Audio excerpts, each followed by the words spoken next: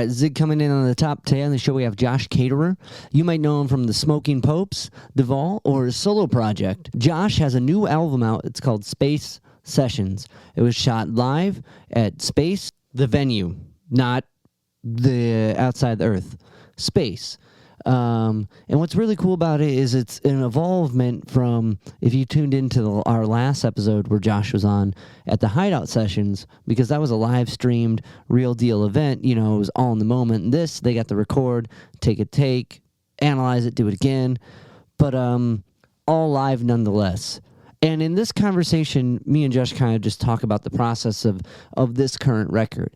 In our first conversation, which came out a while ago, we really dive into his history. So if you're interested in that, I recommend checking out the first episode because we go deep. Josh is always fun. I really enjoyed our conversation. I was glad to have another one with Josh, especially for this recent release. It's really cool. It's out on all streaming platforms, and we're going to listen to a track off it. This is At Last, Josh's take on it. At Last, Space Sessions. All right, friends, before we get into this conversation, if you can rate, review, subscribe to the podcast and all the podcast platforms, it helps me keep talking to cool artists and sharing their insights with you. So without further ado, here's my conversation with Josh. Me too. So last time we were talking, the Hideout Sessions was en route from coming out, and now you're doing the new one is the Space Sessions. I'm that trying is correct. That was mostly me trying to pronounce it right, not read a card or anything. But that being said, so yeah. this batch of tunes is like the Hideout Sessions was tight. This is like the next level of tightness. Like this is because it was all live, yeah. Yes, it was all live, and we didn't. We didn't overdub anything, so it really is a live performance. And but we rehearsed a lot. We spent a lot of time tightening things up beforehand. And in this case, it wasn't quite the same as the Hideout, in that the Hideout truly was happening live. Like when we were playing, it was being streamed out in a true live stream. But this Space Sessions was pre-recorded, which meant that we went in and for several of the songs, we did more than one take. And we picked the best take, and then we included that in the broadcast that was streamed later. So it wasn't, we were watching the live stream along with everybody else because we had already pre-recorded it, which gave us the advantage of taking a couple of passes at the song and picking the best take. But it is still absolutely true that what you are hearing on the album are single complete live takes that have not been overdubbed. Beautiful. I think that just being able to go back and look at it really, really brought out everything, because it was like next level from the Hideout Sessions. So with Spaces, where is it? A venue? Is it an art gallery? I didn't get the info on that. Oh, yeah, Space is a music venue. Okay. It's in Evanston, which is on the north side of Chicago. The room is, I think, a little bigger than the Hideout. I don't know the exact capacity of either room, but I would say you could probably get 50 more people in Space than you can in the Hideout, but they're both pretty intimate venues. There's just a different vibe at Space. Whereas, if you saw the video of like the Hideout, it's pretty like earth tones in there. There's a lot of wood. There's a big green sign, and there's like Christmas lights hanging from the ceiling. So it's kind of got this endearing homespun warmth to it. Whereas Space veers more towards a kind of almost an elegant vibe, where it's darker in there. It's got some black curtains hanging up, and I don't know. It's a beautiful space. Those two clubs are, aside from being similarly sized, they're very different from each other, but they're both a couple of my favorite places to see shows for different reasons. And it was so cool just to have access to the place like we did, to be able to go in there and record. I don't know. It allowed us, among other things, like in addition to the final product that we wound up with, it allowed us to kind of connect with the venue in a special way. Like, I feel, I don't know. I think this is something that musicians get when you go and you play clubs. Like the place that you develop a relationship with the place, because you feel like a venue has like a personality almost. Yeah, definitely. And so this allowed us to connect with that venue in a special way that we otherwise wouldn't have if we had just gone there and played a show. Definitely. No, it's cool because now it's part of the discography. It's part of when people may hear you for the first time. It may be that video, or when people follow up, it may be. So now it's part of it's a benchmark kind of, or a career staple, or not staple, snapshot. That's what I was looking for. Oh, totally. And like that's so going into a project like this. Was Space the first place you thought of for this next kind of like live endeavor, or were you like kind of like, because it sounds like hearing you describe the spaces, which was, I thought, both very eloquently done. You seem to take into consideration what the audience is going to be seeing you guys performing in. So yes. was Spaces the space? I keep saying Spaces. Was Space the place? Was that like just you knew right away, or did you kind of like had some other places in mind before like no Space was the place. Like after we did the Hideout sessions, which the reason why we picked the Hideout as the first spot is because they were already doing a virtual concert series that was pretty like well developed, during the lockdown of 2020. From what I could tell, the Hideout was one of the first clubs in Chicago to really get that going so quickly, and to develop a pretty steady output of like virtual performances from their club. They just had the videographer in place, and they had their website set up to where it could be easily accessed, for whoever wanted to see it. And so it was just sort of impressive. Like, so the Hideout had it going on, and I saw them do that. And so they were part of the inspiration in the first place to even do this project, because I saw, I was depressed about not being able to play shows, just like everybody was. But then I saw the Hideout. Oh, the Hideout's doing all these virtual shows. Like, we should do that. Let's get in on this thing that the Hideout is doing. So it was kind of a no-brainer that they were the first location. And then when I started thinking about, okay, where else would we do it if we wanted to do a follow-up album? Space really was the next place that came to mind, even though Space didn't have that kind of machinery in place. But having done one at the Hideout, I was able to kind of utilize some of that. Like we contacted the same online company that hosts the virtual streaming event that hadn't, I don't know if they'd done anything from that venue before, but they didn't have like a weekly, regular output account kind of set up with Space. So I had to coordinate that.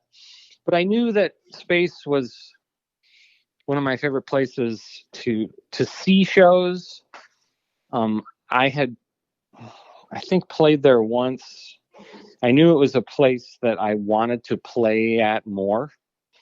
And so kind of selfishly, I was like, well, if I make a record there, they'll have to let me play there more often. Yeah. They'll remember me. They'll answer this email. Like, Right. that's cool. Like it's that resonates a lot actually, because like when the shutdown happened, like me and a buddy who runs a studio, we started doing streamed concerts out of his basement, and we put together a week-long benefit for this art gallery I work at called Negative Space, and part of it has a performance. It has like a stage, and so we did this week-long concert of people streaming from their homes, and like just kind of trying to help. We had a GoFundMe to keep the place going through the shutdown, and the last night culminated to like a concert in the venue with like the artist who owns the place and like runs the nonprofit. And like that, we did like multiple camera setups, and we learned how to get the full band stage into it and bounce between angles and stuff. And like we ended up making our goal of $5,000 in a week to keep everything running for the next couple months. And like we got so hyped up, we're like, how can we do other venues around Cleveland? And like it was kind of like that same process where we met up with the Beachland Ballroom and like the Grog Shop. I don't know if you played either of those two spots passing through. Yes, I have played the Grog Shop several times. I love it. Yeah, awesome. So we were doing concerts to help them keep going as well, and we ended up teaming up with other people that were running like the same type of deal, like an online hosting thing, and like, but it was really cool, and that it developed not only like that love for this venue, like, and it's interesting just as a musician, what the venue is. Like, it's this kind of beacon of opportunity. Like at one point, like you can open up for blank at this place because you know the guy because you did that one night on a Tuesday and they really liked it, and like, it's just it's a spot to like kind of hone in. So that idea of having a relationship with these venues and like that really hits home. And now that we're sort of exploring that idea, I part of it is that I have heard about certain venues closing down, like just all over the country. I'll like hear that a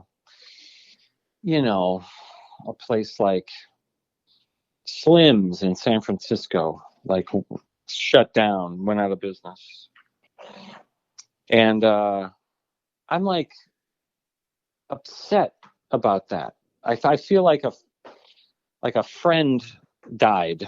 Yeah. Yeah. And I just found out about one the other day, this place called the Lookout Lounge in Omaha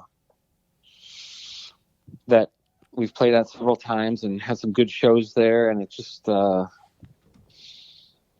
it just kind of hurts that place is closed down. And like those, the last time I played there was the last time I will ever play there. That really makes me sad. And it's one of the casualties of the pandemic. I know that a lot of different types of businesses have been impacted, and people in all across the country in different lines of work have been negatively impacted by it. But there is something so stark about the way that it hit the music industry, because in a lot of other cases, people's ability to do what they do was reduced, or you had to modify it. Like, restaurants couldn't do in-person seating, but they could do, curbside stuff. Like you could drive up and pick it up, or deliveries and stuff like that. But But music venues had to absolutely shut down for, pretty much a year. And a lot of places were not able to recover from that. And a lot of people who were involved in that industry have had to, reassess and figure out different paths to take in life in order to survive. But, people who were full-time musicians were not able to do that anymore. So it's just catastrophic, seismic impact that it had on the music industry. So Yeah, no, and it's I like to have that place I don't know, it's part of the band in a way. Like the know that if we use the Grog Shop for example, that stage has hosted so many things that have altered people's lives.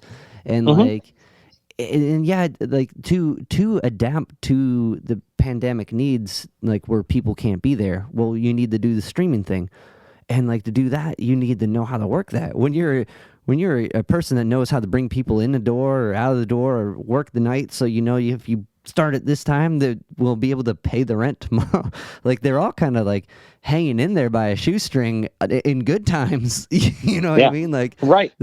So like to try to like alter it like that, where okay, no, even if you're streaming, less people are going to come because there's already the steps. As soon as there's like a click here, read this, you start to lose people, and like that's what that is. And to be the person who knows how to work a night and get someone in and out, and how bands need whatever the live experience needs. It's not the same thing as like, why won't this camera connect? What do you mean? Like, yes. I can't, I need more bandwidth? What? Like, it's a total different. What do you mean? We have internet here. Like, it's such That's true. Yeah. And plus, you're sort of, you're like competing on a different scale when you're trying to present things for streaming. You are presenting things through a medium that everyone presents things through. Whereas if you have a club like the Grog Shop, it's a physical place that exists in a spot where nothing else exists. And there's nothing quite like the Grog Shop anywhere really near the Grog Shop. I mean, there are other clubs like that, that sized club all over the country, but the Grog Shop is the cool small club for that area. So if you live around there, that if you want to go out on a Friday night and see a show and have that experience where you're in a group of people listening to music and being part of a collective exchange of energy and ideas and everything that goes into to having a concert experience, like you have to go to the Grog Shop for that. And so they're not really competing with anything. Right. But if the Grog Shop is going to broadcast a virtual show, well, then the people that are the consumers of that are sitting in their house looking at a screen, which is how they consume everything else. So now they're like, well, would I rather, this sort of time that I would spend or money that I would spend to stream something, do I want to put it towards that Grog Shop thing, or do I want to put it towards seeing some other concert that's coming from somewhere else that I would experience in the same way? Then it's not necessarily going to be any more fulfilling to me to have it come from the Grog Shop, because I'm not going to be connecting with anyone anyway. Right. Yeah. No, definitely. I'm just here at home. So it's like, it's very difficult. It is. And like, it even putting in the concept of like that, like, well, am I going to put money towards a thing that's okay? They were able to get cameras up there, and my experience is fairly flat, or am I going to put my money towards like a film that spent their whole years to get this image right, and it's presented in a way where that's how you get to that. Like, you don't watch Star Wars, you don't go to Star Wars. Well, I guess maybe now you can, but like, but before you would have to watch it, and that's how you got that experience, and that was the only experience of it, is seeing it.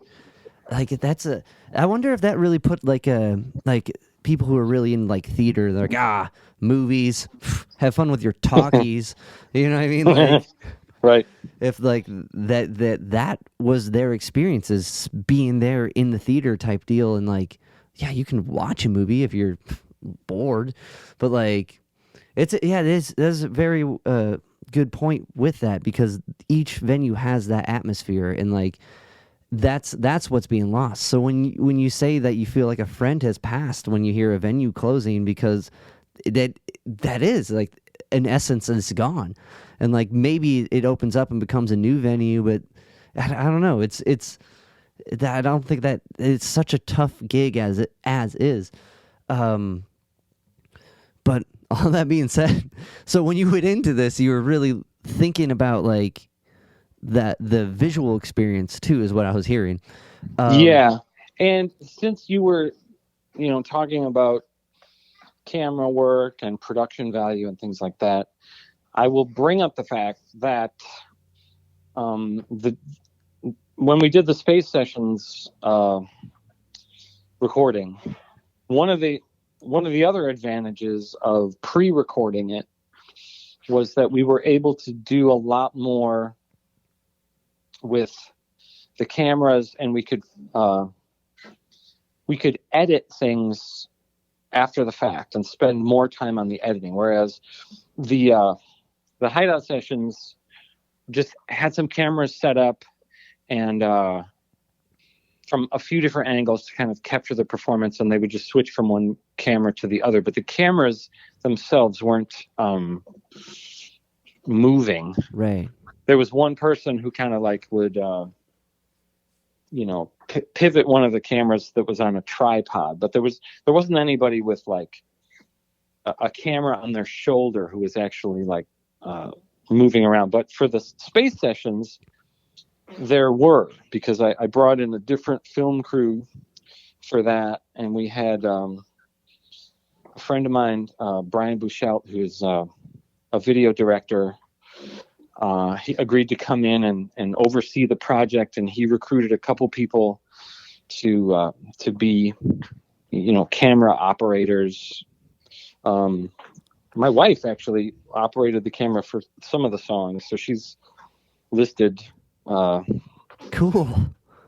There in the credits as having captured some of it as the camera operator. But then we had all this footage from all these different angles, and we I was part of the process of sitting down with our editor and going through like picking which shots to use, and we could put a lot more into the production value. So I felt like the videos that came out of it were a lot more entertaining, right, and kind of satisfying to watch, which was cool. Yeah, definitely. It's interesting because like that movement, like now I know you've done videos and stuff with the Popes, and like I'm sure you've had to kind of sit behind that same type of production before, but like for something like a stream, when what we would do is we would have a mover, right? And we'd have one person move the cameras and follow the action and bounce between some stands. And like, because the stands, just like you're saying, it's flat. You can't really, maybe someone can turn it to kind of capture some action, but really the mover is where it's at. And they're following the action, and it's the trick behind that. We recently did a week-long benefit. So at the school I work at, one of my coworkers had some pregnancy complications. And I put together, it was 5 venues, 21 bands, and it was all to go help out her and her medical cost. And then we got a bunch of knitted goods for the NICU. and like I was being the mover and I fell off a stage and sprained my ankle, and then my girlfriend had to do the whole all the moving, but so she got to get the credit too. Yeah. And then they had to do a fundraiser for you for your medical costs. Luckily it wasn't that bad. So, but it's great that being able to follow the action and like kind of experience it in a different way when you critically kind of think about it. Like I feel a lot of times when you're watching a video or a movie or something, you're kind of just experiencing stuff as it happens, and you don't put too much forethought into why they did that or what you're following. You're just kind of following it.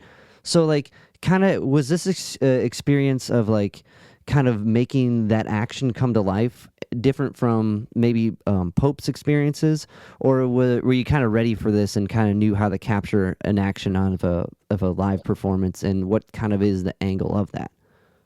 Well, the experience that I'd had with it before was editing the Pope's reunion concert that took place in 2005, which got filmed. It was our first show back after a 7-year hiatus that ended up coming out as a live DVD.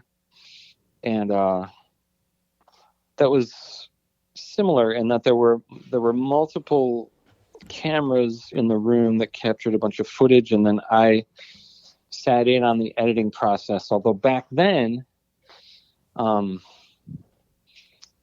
that they didn't quite have the technology that they do now. So there were like different monitors.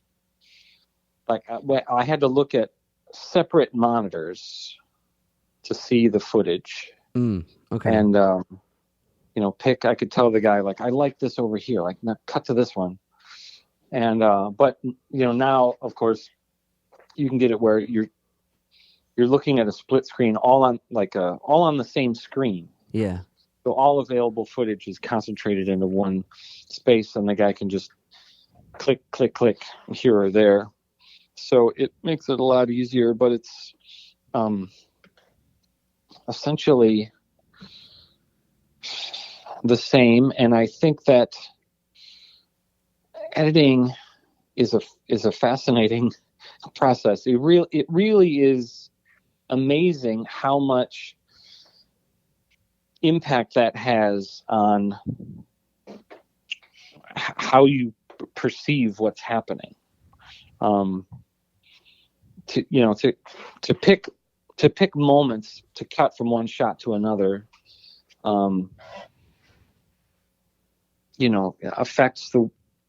affects your overall perception of the whole event. Whereas, like, if you just had one camera at the back of the room and you were just watching that the whole time, I don't know, it wouldn't be particularly exciting.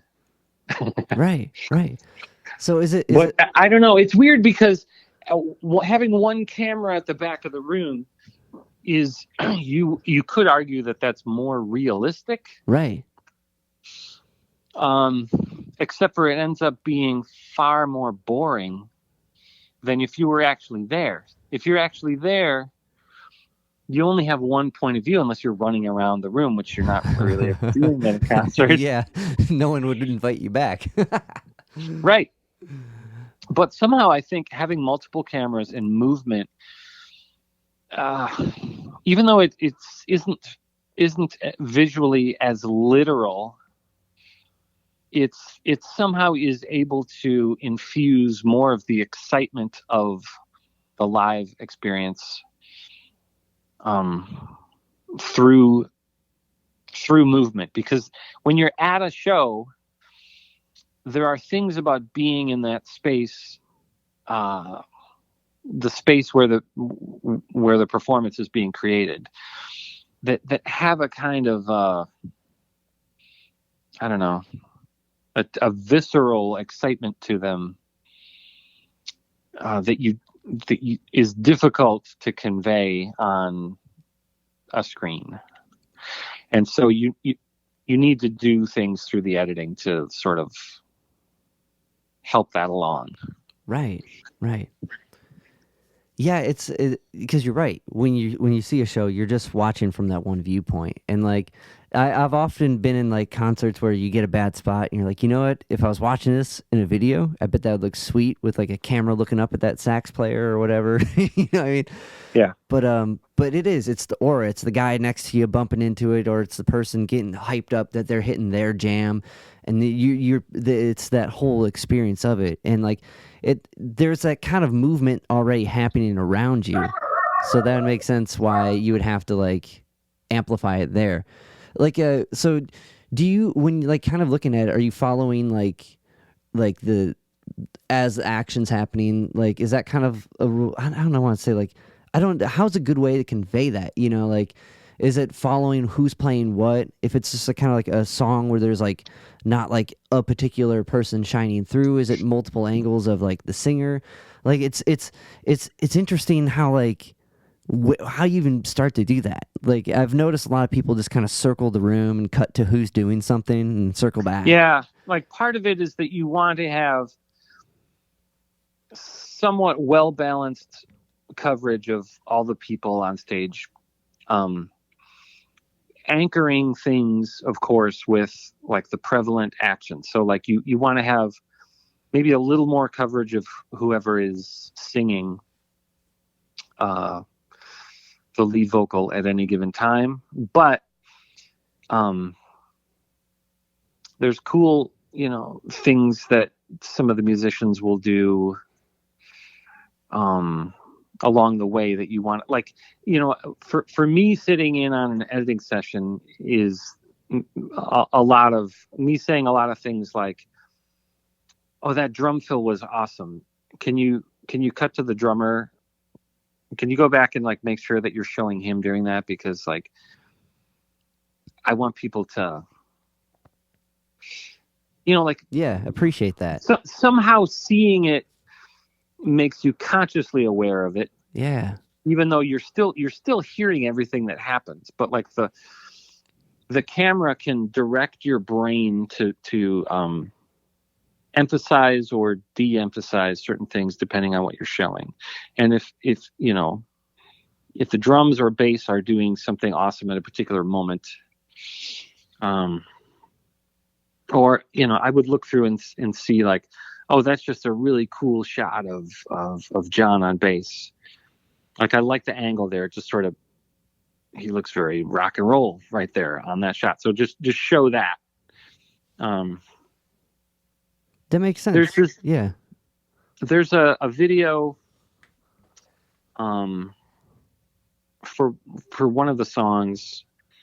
We did a version of the song At Last it's on the Spit Sessions album, and during the video there's this one particularly beautiful shot that I loved and made a point of like including it uncut in the video. And it starts over on one side by the horn players, and it just kind of slowly pans across them, across everyone on the stage, and then kind of pivots so that you're looking the other direction. It's hard to describe. It's hard to describe it, but if you watch the video, because we're releasing the video for At Last, it's one of the videos that we have isolated, and we're using it sort of as a promotional thing that we're putting up on YouTube and stuff. And you'll see what I'm talking about. There's this one long unbroken shot that ends up covering the entire stage and has some nice movement to it, and it's really just well done, and it has like almost a cinematic quality to it that I thought was really impressive. And again, I've got to give credit to my friend Brian Buchelt, who was the director of all the video footage. He's really gifted. He does a lot of work with, like, he was a videographer for MXPX and has done some of their live stuff and some other cool bands. That's rad. That cover, that your take of At Last, I can talk today. I promise, Josh. I can talk. It was. Have you been drinking? I have not. I don't drink. It's a little early. Sober. But it is a little early. It's too early now. But that cover is really well done. And what I really liked about your take on it is like it's an upbeat version. You hear a lot of people kind of like stick to the quota of the slow, like, 6/8 version. Like, I thought that was really cool to hear it in the horns. I don't know if you work with horns before, but with that and I think it was Something Stupid that they're also on. They were just in the pocket. Like, that horn section was really tight, and like the lines they came up for, especially with At Last, that bap, bap, like that was really catchy, and that was a cool take on it. Is that like something the Popes or something you've kind of messed around with before this session, or was that kind of like taking a standard and being like, let's do it, let's upbeat it? Like, I don't know, what was the process with those two covers, I guess, At Last and Something Stupid? The Popes have done a lot of upbeat, up-tempo covers of old songs. But we have not done anything with horns before. The inclusion of a horn section was something that our drummer John Parents suggested that when we were working on the Hideout sessions.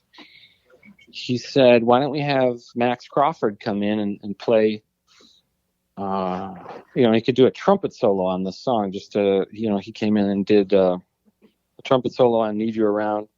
It actually ended up being a flugelhorn because he came and brought a trumpet, but he felt like flugelhorn would suit the song a little better. And and that was great. It just lent such a different kind of, for me, unexpected tonal quality to the project that was really exciting. And Max is super talented. And so we wanted him to be involved in this project as well. But then it was Max's suggestion. Why don't we, especially because I sent him a demo of At Last. And he kind of said what you were saying, which was that he loved the fact that it was that we've transformed it into a completely different song, and the rhythm that we're taking, the rhythmic approach that we're taking, really brings a totally different energy to it. And he said, he's like, I could see this working with like a horn section.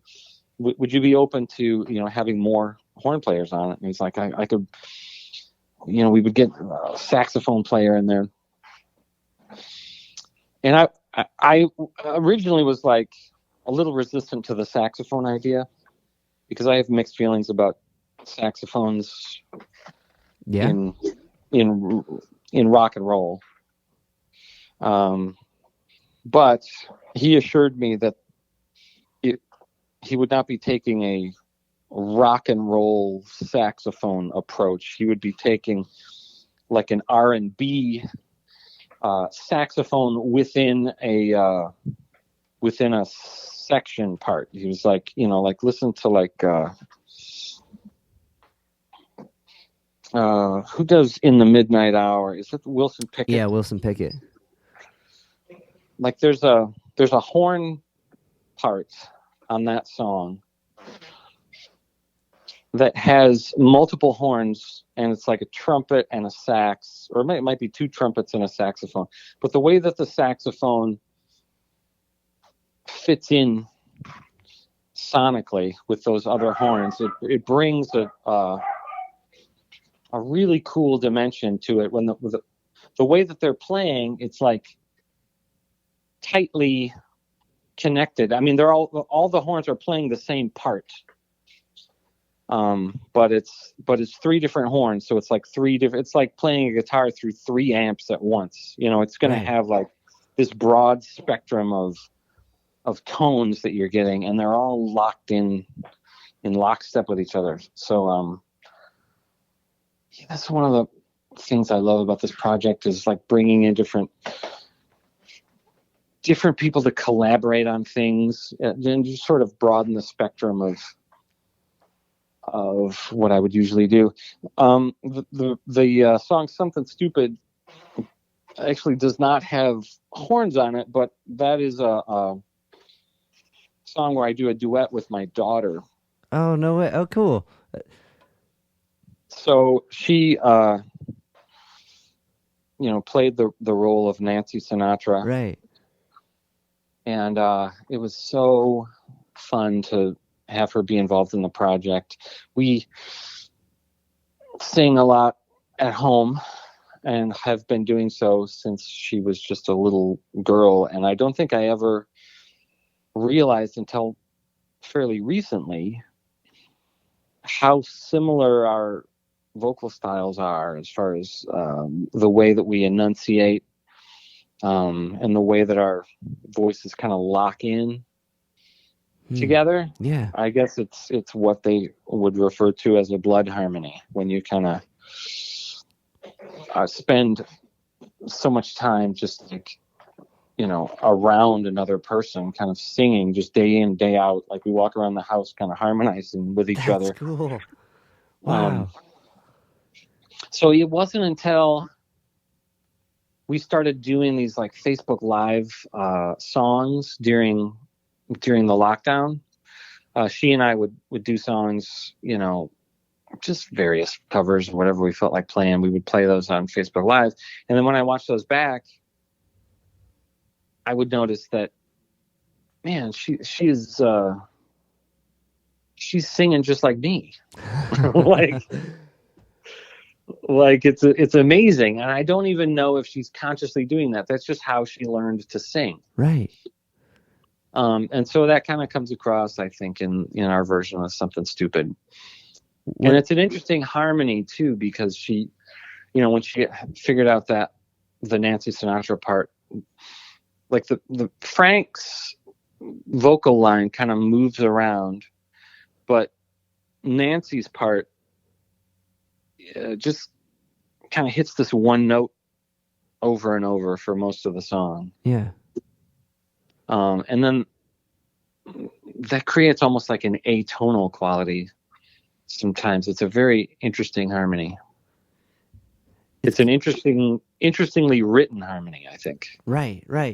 I wonder if it's because he kind of had that I don't know if it's the trying to find harmony for like a kind of a lower speaking, kind of the crooning thing to it, or if it's like other harmonies I'm trying to think that do that are kind of like a Garfunkel, right? There's a lot of, if you hit the one bit, you can follow it, or because she keeps that tone, right, that allows him to move. So that'd be a really interesting like theoretical study on that, to dive into that.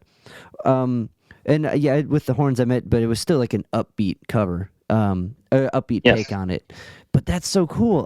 Another like it's kind of like an accent in a way, right? Like it just like if you're from a certain area, like her singing approach growing up around you would be like kind of growing up in a certain area of a town, just like you just talk like whoever's around you. And I feel like so much of music is kind of like that. Yes. You know what I mean? Yes. Like if your exposure to singing is you, Josh, that would be like, well, when I need to sing something that has an A in it, like it, you know what I mean? Like not an A note, but an A sound. So that makes sense, and that has to be like, I don't know, that has to be super super exciting on your end, like to be able to share that experience and like hear it come back to you in a way. Yeah, I never thought of it in terms of having like a regional accent. It's like if you're from, the Midwest and you go to the South, clearly the people who live down there are the ones who have the accent. Right. I'm just talking normally. I don't have an accent. It's weird. But it would make sense that it would pan off musically too. But similarly, like if she grew up learning to sing with me, then she would just be like, well, this is how you sing. Right. It's not a way of singing, it's just singing, you know? Yeah. That's so cool. That's exciting. But I think that applied also to the Smoking Popes in the way that we actually play, because my brothers and I grew up playing together, and so we developed a similar strumming pattern, which I noticed years later watching us on video. Like once a song would get going, there were parts of the song where if you looked at the three of us across the front of the stage, like our right arms that were doing the strumming would be moving like Huh. identically. um I That's don't know, it's that's like a genetic thing, but we all kind of were learning at the same time. We were all breathing the same air when we learned how to do it. So right. Well, it's also kind of another way video shows you something you may like you appreciate seeing. You're like, oh, we are doing that, or all that bass lick is cool. You know what I mean? Like, yeah, man, that's like why sports teams watch the footage to see, it's like when you're doing it, you're not aware of everything, but when you can watch it from an almost objective point of view, you're like, aha, I see it now. This is, right. and here's how we should strategically modify that to make it even better. Was it the kind of yeah, no, it's in that it's weird because you experience it in the moment and like, oh, that felt good, that didn't feel good. So to really be able to critically analyze it, like you're saying, it's crucial to like advancing yourself and just the, I guess in the band's context, the whole thing in general. I talked with your bass player John Hmm. about his project with the Hush Drops, Yeah. and so I kind of wanted to pick your brain about it a little bit. How'd you meet John? How did I meet John? I don't remember when I met John. He's a person that I've always sort of known about because he's been in bands. I mean, Hush Drops have been around a long time, and we just were both part of the Chicago music scene, and our paths crossed now and then over the years. And I'm pretty sure we played on some bills together. I remember maybe 10 years ago, 8 or 10 years ago, doing a solo performance with him. He was just doing, I mean, he's got some, in addition to Hush Drops, he's got like some solo material out there that he's released under the name John San Juan. And he was doing a John San Juan set. And that we played with. And I just, I don't know. I've always known him, but we were sort of acquaintances. But he was a person who I always thought was just incredibly talented. Like I've always thought that like watching him play was fascinating because he's left-handed, and he'll take a guitar that's strung in a Huh. right-handed way and just flip it over. So right away it scrambles my brain to even watch it because I can't Right. I can't flip that over in my own mind. So I don't understand. And then he also plays a lot of, what I would have to describe as jazz chords, like crazy chords with different intonations in there that I don't know how to play. So I'm hearing it and I can't picture how to make that chord. And I also am looking at his hand and I still can't picture how to make that chord. So he has always seemed like a musical enigma, like a man from another world. Uh, and so I just thought it would be inspiring to have him involved. And I know that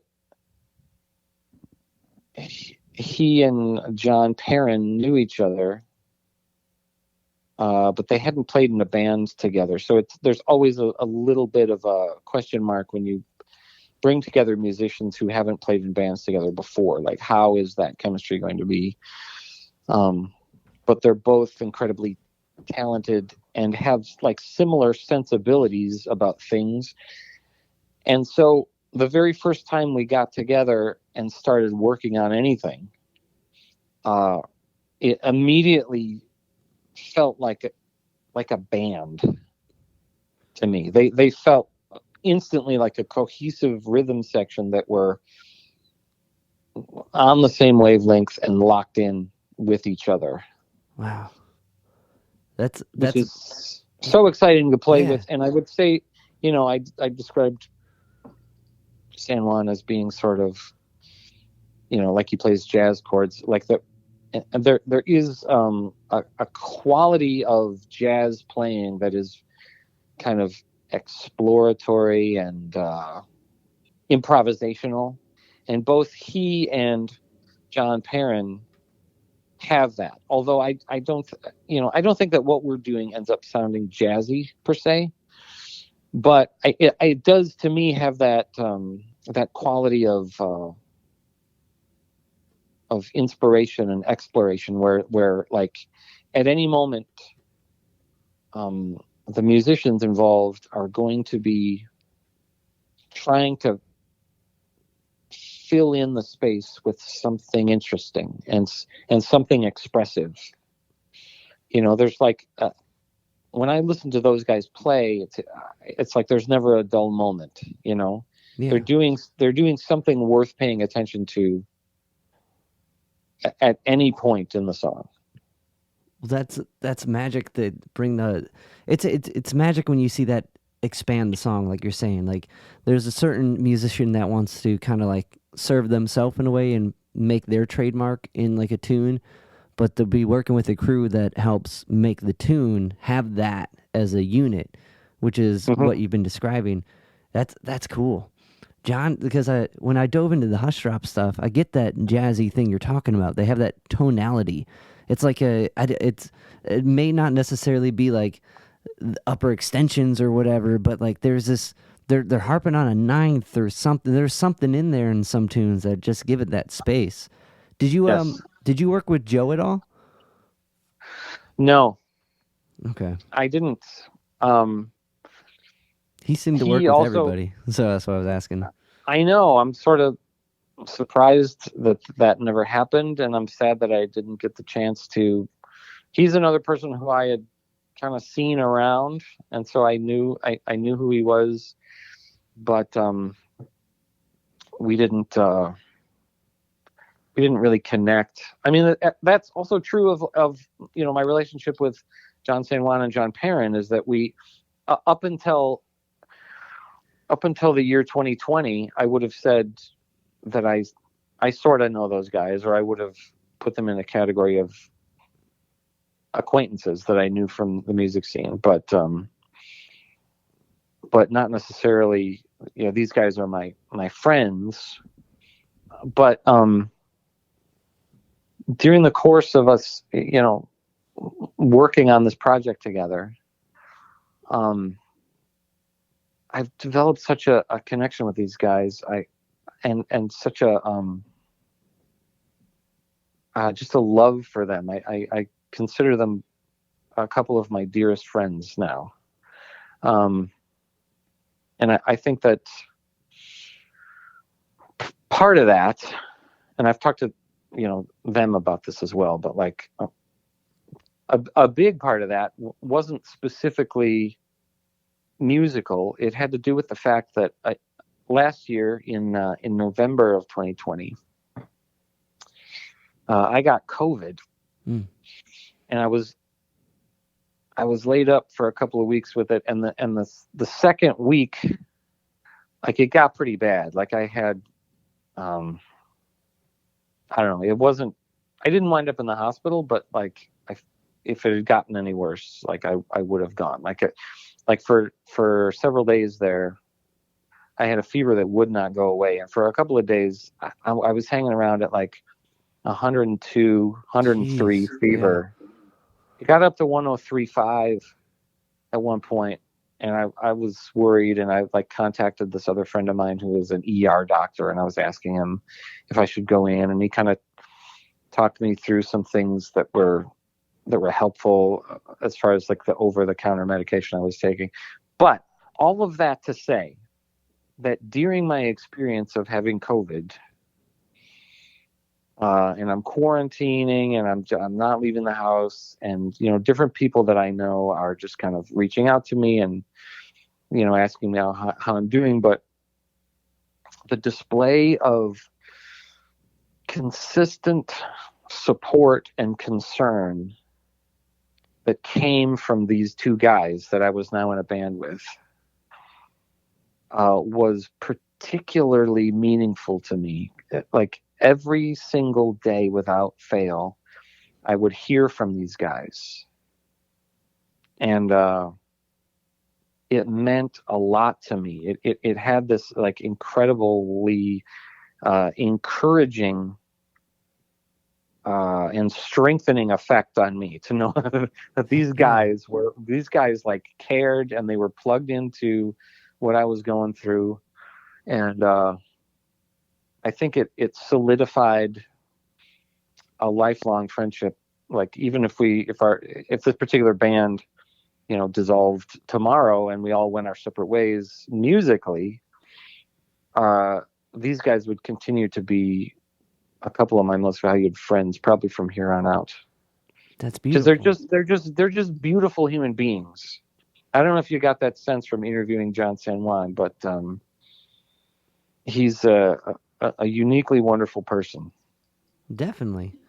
And like it's beautiful that, because I also got COVID, and like when you're sitting there and you're isolated from everyone, the only thing you kind of have to live on is like the check-ins a little bit, because you don't want to be by anyone. And I imagine you and your family, that had to be like insanely stressful. Just one, to make sure yourself is okay, but just to get away, don't come by. You know what I mean? Like it's so hard to like keep that distance when you kind of need assistance, and like to get through that with those phone calls that would come in mean so much more and resonate so much more deeply. And like that's beautiful. And John was a fun interview, and it was super, like he was a super sweet guy, and when we talked about you, he just like lit up and was so clearly that love and compassion's there. And and I think that comes out in these recordings, even though that there's multiple takes, they're still tight, and like everyone's supporting each other, and it's beautiful. Yeah. Did you ever meet John Langford? Are you cool with him? I'm cool with him. I feel like we've been on the same bill maybe a couple of times. I remember this one thing that I was involved in that was like an acoustic performance where like a half dozen different artists did short acoustic sets, like at I don't know where it was, but he was one of them. So I've seen him perform once or twice, and I love, I think the Mekons are cool. I saw them play at the Metro at one point too. I think they did. I was there on a New Year's Eve where the Mekons were playing, and so yeah, I'm familiar with John Langford. Me and John dove into John Langford. I was like, I wonder. It's such a small scene. All right, Josh, I super appreciate your time. I got two more questions. Okay. One being, I've read about this show that happened in Cleveland with the Popes and Dinosaur Jr. Oh, yeah. So can you dive into that one? I don't specifically remember the show in Cleveland. I do have an overall impression of the tour that we did with Dinosaur Jr. It was kind of a short tour. I think it was like a week-long tour where we did 5 or 6 shows in a week with them. And I remember sort of having the privilege of like watching some of their sound checks and then watching them perform every night, and just sort of that's one of those bands where if you get to do any dates with them, you watch their entire set every night, which is not always the case. Sometimes you get thrown together with as an artist, and you sometimes you watch them, but you're like, oh, I can miss this one, but but with Dinosaur Jr., you watch every set, and then just kind of you hang around and sort of try to soak in whatever atmosphere is there. And like we didn't really have any conversations. I mean, they were pretty reclusive. I understand that Jay Mascis is a fairly introverted person, right? And he definitely kept to himself, and you would just walk by, the backstage area. They would always have the door closed, but there was always the incredibly fragrant aroma of marijuana wafting through the backstage area pretty consistently. So he just kind of had his little medicinal time going on before they played. And the only actual direct communication that we had with them is that after the last show of the tour was in Minneapolis. We played at First Avenue in Minneapolis. And after the show, we went, I asked our, it's not like I just walked into their dressing room and knocked and said, hey guys, we asked our tour manager at the time to connect with their people to see if it was okay if we came in and, met them and kind of thanked them. And that was approved. And so we got to go in to Dinosaur Jr.'s dressing room, and just Mascis was just kind of sitting on this couch. And I remember walking over there and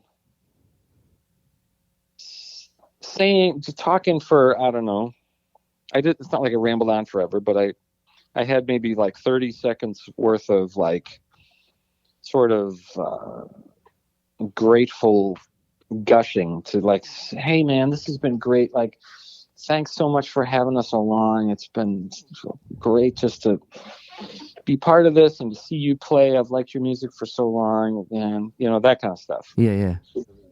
And I remember just kind of going on like that for about 30 seconds or so, and then stopping.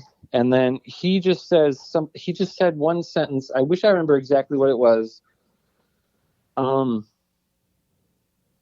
It was something like, yeah, well, thanks for coming along.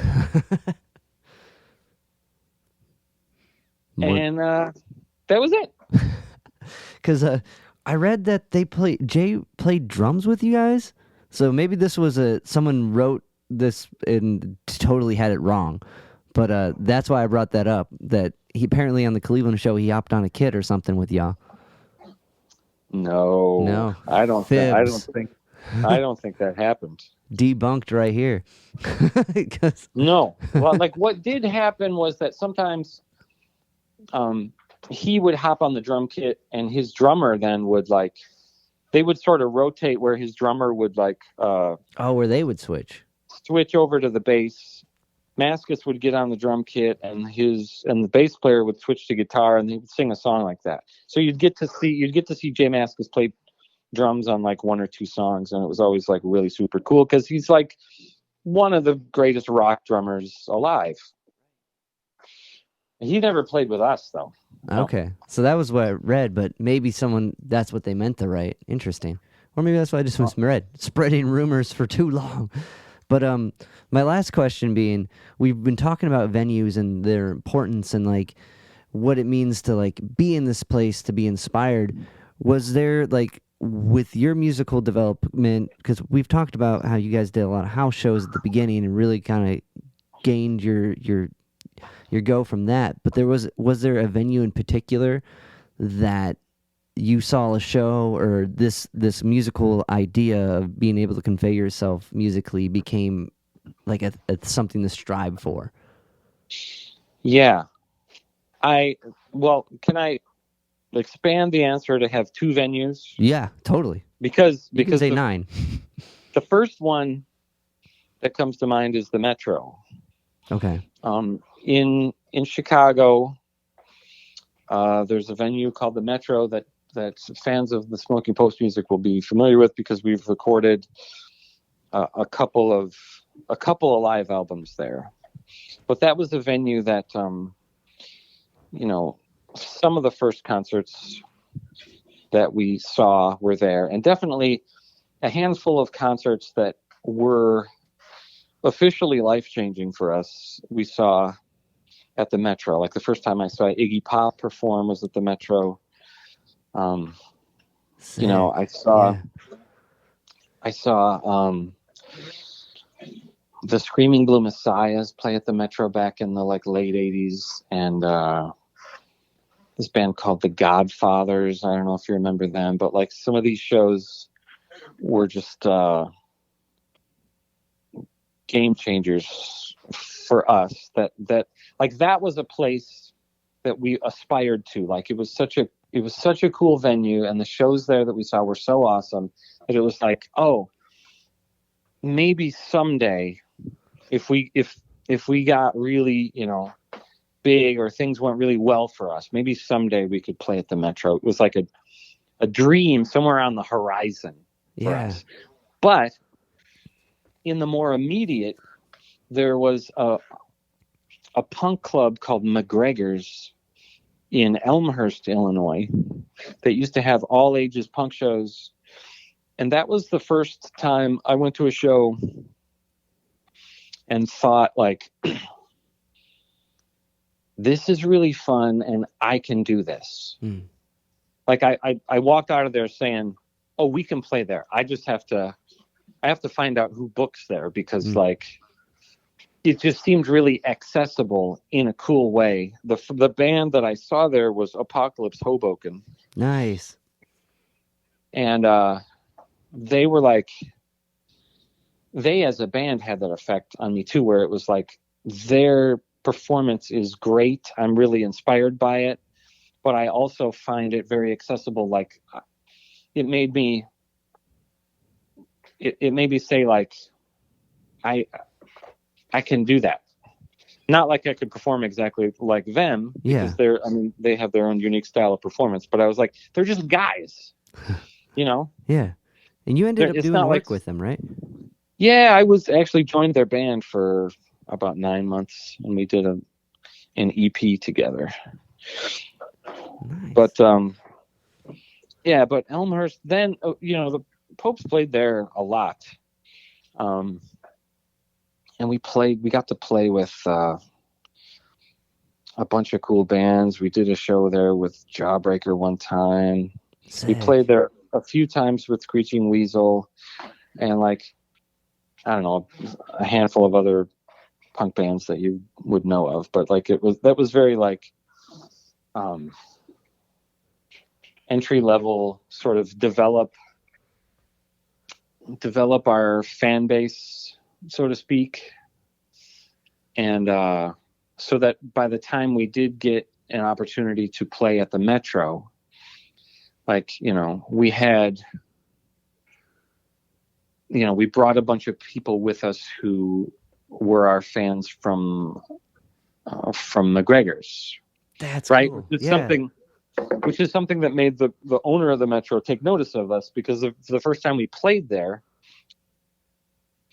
when they were opening it up for like kind of DIY shows, punk shows, on like Wednesday nights or whatever, and they weren't usually that well attended, but we brought a couple hundred people with us who were sort of already familiar with us from McGregor's. So like it sort of made Joe Shanahan, who owned the Metro, kind of like ask, what's up with these guys? They got a thing going on. Yeah. So he checked us out, and then that led to a relationship with him where he ended up becoming our manager when we got signed and all that sort of stuff. But those, and I guess that's the long and winding answer to your question, is that those two clubs, the Metro and McGregor's, were kind of very special and pivotal, important clubs to me. And McGregor's is gone. They went out of business years ago, but the Metro is still there. Thank God. That's beautiful. And it's because that's last time we talked, we dove in probably starting there with like your career. So this is kind of a really good spot to leave off on. But like was the Metro So this one would be like a prequel. Yeah, this would be the prequel. This would be episode 1 to the episode 4. Love it. With the Metro, was that one you guys considered doing this session at, or is it a different type of vibe? I think the Metro would be too big for it. Oh, okay. Yeah, that makes sense because it being a video shoot doesn't right. It seemed like these kind of video shoots would work better in a more intimate club, and sonically, the room being that big, recording wise, if there's nobody in the room, then the sound's going to bounce around and it's going to sound like you're playing in a cavern or something. So cool. Awesome, Josh. Well, hey, thank you so much for taking time to chat with me. I've enjoyed it. Thanks for having me, and I appreciate your support and your interest in the music that we're making. And I'm just kind of excited to be able to say that I'm releasing 2 full-length albums in the same year. Yeah, that's badass. That's super badass. Never done that before.